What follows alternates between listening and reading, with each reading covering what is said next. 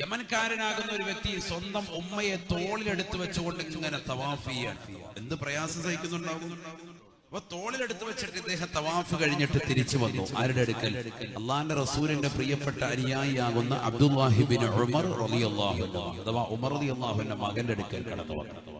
എന്നിട്ട് അദ്ദേഹത്തോട് ചോദിക്കാൻ, അല്ലയോ അബ്ദുല്ലാഹി ബിൻ ഉമറേ, ഉമ്മയിതാ പരിശുദ്ധമായ കഅബ കാണണമെന്ന് അടങ്ങാത്ത ആഗ്രഹം പറഞ്ഞപ്പോ ഞാൻ ഉമ്മയെ തോളിൽ ചുമന്നുകൊണ്ട് യമനിൽ നിന്ന് ഈ പരിശുദ്ധമായ മക്കയിലേക്ക് വന്നതാണ്.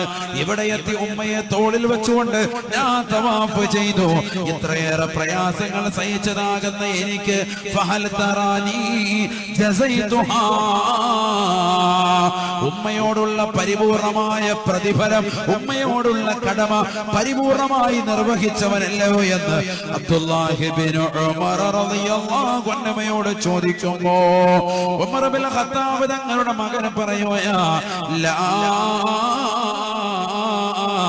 ഇല്ല മോനെ, ഇല്ല മോനെ, ഉമ്മയ്ക്ക് പകരം വെക്കാൻ നിന്റെ അമലിനെ പറ്റൂല എന്ന് അബ്ദുല്ലാഹ് റളിയല്ലാഹു അൻഹു.